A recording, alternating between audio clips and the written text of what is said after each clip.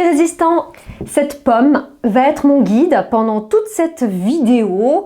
Et c'est ce superbe fruit que j'adore, qui est symbole de tentation. Ça fait des semaines que je suis tentée de vous faire cette vidéo.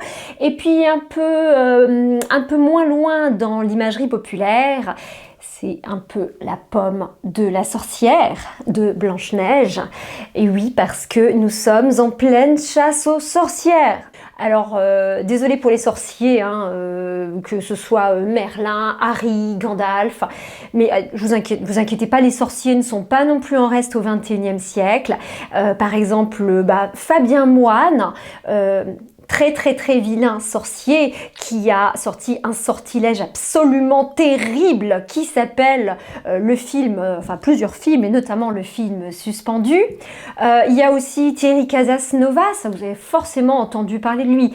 Actuellement la mode c'est la chasse aux naturopathes, mais au départ on a essayé de s'en prendre plutôt aux médecins qui exercent une profession réglementée, qui sont soumis à une discipline et un conseil de l'ordre qui pouvait les poursuivre quand on estimait qu'ils allaient au-delà de ce que leur fonction et la science soi-disant reconnue, établie, leur fixaient comme limite.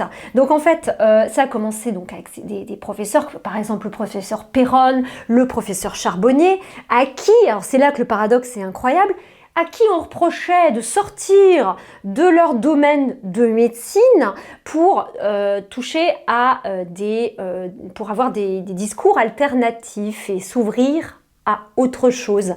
Et là, c'est l'inverse. On va prendre des personnes qui ne sont pas du tout médecins et on va leur reprocher d'avoir un discours alternatif, sur des choses comme la naturopathie par exemple, et on leur reproche ce discours. Ma question c'est, mais qui peut encore croire à ces torchons, il n'y a pas d'autre mot, journalistiques? Là, il y a eu une déferlante sur Thierry Casasnovas, le gourou. Non mais le gourou, vous vous rendez compte, il vous incite à manger des fruits, des légumes crus, à faire des jeûnes intermittents ou des jeûnes d'une semaine pour purifier l'organisme. Non mais mon Dieu, mais ce gars est dangereux, c'est sûr. Quand vous lisez les articles, c'est moi en tant que juriste, ce qui me frappe, c'est la violation de la présomption d'innocence. C'est quand même, alors au départ, je ne sais pas comment c'est possible que ça fuite dans la presse, parce que vous vous rendez bien compte, ça c'est mon point de vue, peut-être que d'autres personnes auront un autre avis, mais pour moi la présomption d'innocence, elle doit aller jusqu'à ce que soit secret le principe même des poursuites. C'est à la personne qui fait l'objet des poursuites de les révéler ou pas, ou éventuellement à une victime de dire qu'elle a porté plainte, mais ça doit s'arrêter là.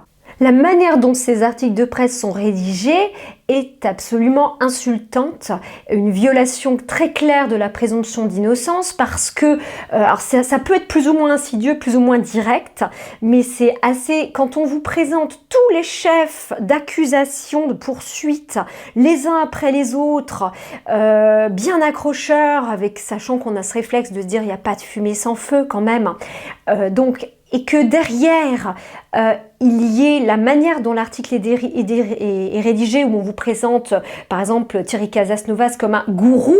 Bon, excusez-moi, gourou, ça veut déjà dire qu'on l'a condamné. Ça veut déjà dire qu'on a estimé qu'il a eu de l'influence, qu'il est allé au-delà de ce qu'on estimait normal au regard de la loi. Mais n'oubliez pas, on a notre petite pomme. On reconnaît l'arbre à ses fruits. Expérimentons, faisons-nous notre propre avis, regardons qui sont ces personnes qui critiquent et regardons à côté les engagements, les convictions des personnes qui font l'objet de ces chasses aux sorcières. Mais cette pomme, elle me rappelle un dicton populaire. Mais attention, ça devient dangereux de manier les dictons populaires. Oui, je prends un risque de vous livrer ce dicton populaire si vous ne connaissez pas déjà. Là, je pense que vous me voyez venir avec le lien avec la médecine, les docteurs. Et oui, ce dicton qui a le bon goût de rimer en anglais et pas en français, mais vous verrez à la fin de la vidéo, j'essaierai peut-être de rétablir la rime parce que j'adore les rimes, comme j'adore les pommes. Donc le dicton, c'est « une pomme par jour éloigne les médecins ». Alors attention, hein, j'ai pas dit qu'une pomme par jour supprimait les médecins, vous empêchait de tomber malade. Non, c'est plus subtil. Une pomme par jour éloigne les médecins. là je pense c'est bon, on peut pas me poursuivre pour avoir dit ça. Des fois que quelqu'un revienne me dit en m'accusant, en saisissant le conseil de l'ordre, en disant ouais, elle est avocate, puis elle donne des conseils juridiques avec des pommes, et elle dit qu'il faut manger juste une pomme par jour, et que ça va faire partir mon voisin médecin que j'aime pas. Là, si ça n'a pas marché, venez pas m'attaquer sur violation, enfin non-respect de l'obligation de moyens de l'avocat, enfin de la pomme en l'occurrence. Non, c'est subtil, vous voyez, le mot éloigne les médecins. Donc on reste dans la prudence, on reste dans le transverse et on ne prend pas de risques. Faites très attention à ce que vous dites. Et puis pour être encore plus prudente, je vais le dire en anglais avec l'accent. Comme ça, personne ne comprendra.